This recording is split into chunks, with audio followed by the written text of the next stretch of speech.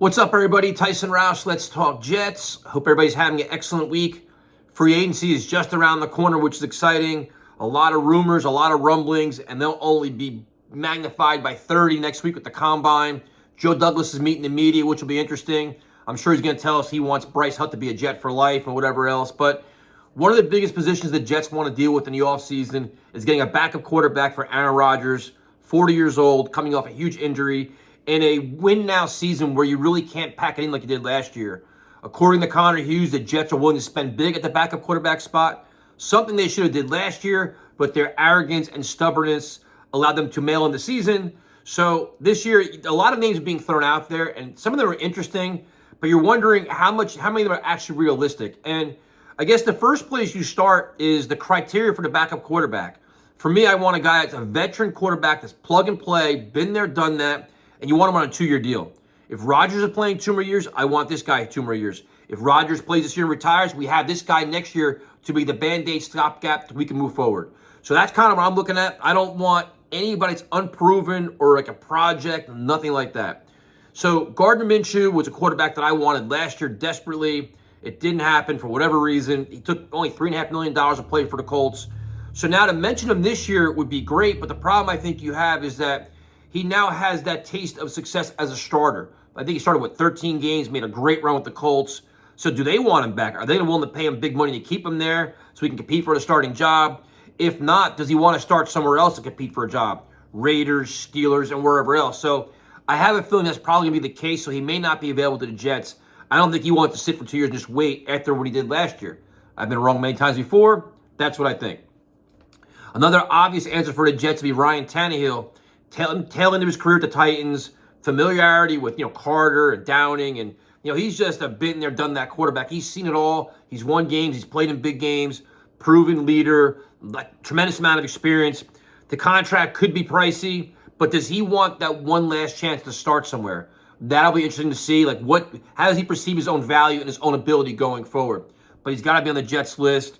A guy that I used to love a lot until I watched him play this year was Tyrod Taylor, who 34 years old, and the reason why I watched him so much, he's on the Giants this year, so, with all the injuries to Daniel Jones and everybody else, Tyrod played a lot, and the problem you have with him is, first, he gets hurt a lot, and second, good athlete, man, great, can make all the throws, very mobile, can extend plays. He makes some of the stupidest mistakes that'll drive you absolutely crazy, and with the win now year that the Jets are in, could that one mistake cost you a playoff spot, cost you the AFC East?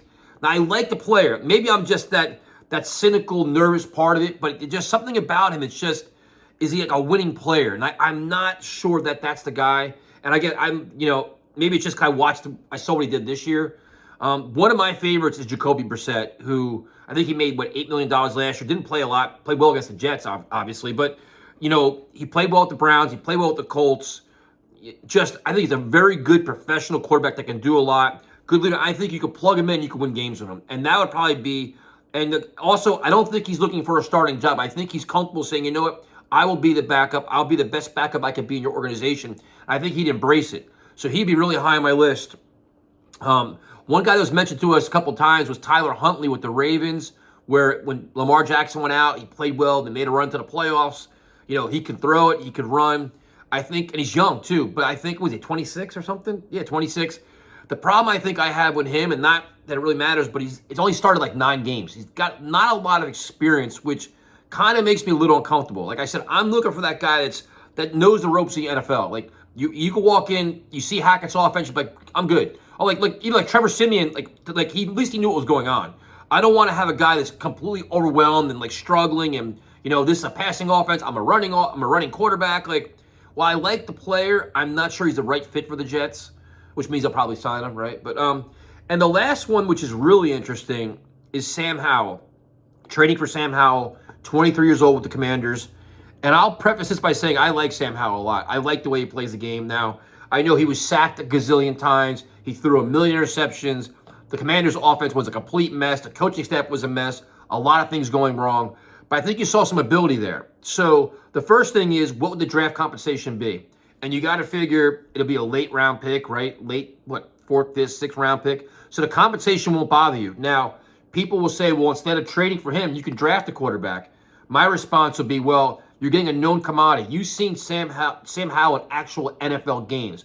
That plays a huge difference it's a huge difference for me because now you know what he can do under fire, under duress, in bad times, facing adversity. Where you're drafting a quarterback in a later round, it can probably be a project, and it's going to take time to nurture and develop. So that would be the difference. So you figure the compensation is not going to be bad. His contract's not bad either. It's what, $1 million this year and 1.1 next year. Very easy. I mean, that's not a big deal at all. So if you're looking at, Brissett could be, say, $8-9 million. Tannehill probably the same boat. Minshew, all these guys. You're getting this guy for a lot less money, but it's going to cost you a draft pick. Now the question is, what's your level of comfort for him coming in the game and winning must-win games for the Jets? Say if it's a 2 or 3 week period where you got to win these games, what's your level of confidence? Now, people are saying, you know what? The Aaron Rodgers factor. He can learn from Aaron Rodgers, be mentored by Aaron Rodgers, and that can be a big difference. I guess my problem is I don't have a lot of faith in Hackett and the offense to groom him and develop him and make him a good player. But maybe seeing Rodgers run the offense, assuming he stays healthy, is a big difference. But it's a fascinating option because draft compensation is not a lot and the contract's not a lot. So you could save yourself $5-6 million by making this move for Howell as opposed to getting that veteran quarterback. It's just a matter of how much is the drop off from Minshew and Brissett to Howell. Like, what's your opinion on that? I think that'll kind of develop what you think you want to do with the Jets' backup quarterback. I keep spitting everywhere, so sorry about that. And I guess lastly, it's, how do these quarterbacks view the Jets and the whole situation in general? How do they look at, is Rodgers returning? Do they want to work with him? Do they want to work behind him? Do they have faith in Hackett? Do they want to come to a team that has this crazy must-win expectation where the chances that, do I really want to sign a 2-year deal when this coaching staff could get fired in a year?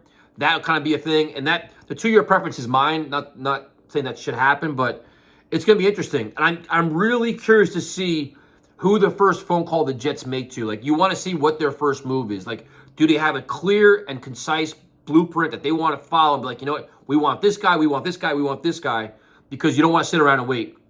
Especially when a lot of teams, I think this year, if we learn anything, is the backup quarterback is extremely important because these quarterbacks are getting beat up, banged up, and injured and out for a game or two, and every game matters. You saw what Flacco did with the Browns. So it's going to be interesting, man. I'm looking forward to it. And let me know what you guys think. Like, what's your rankings on the quarterbacks and what are your thoughts on Howell, Brissett, and everybody else?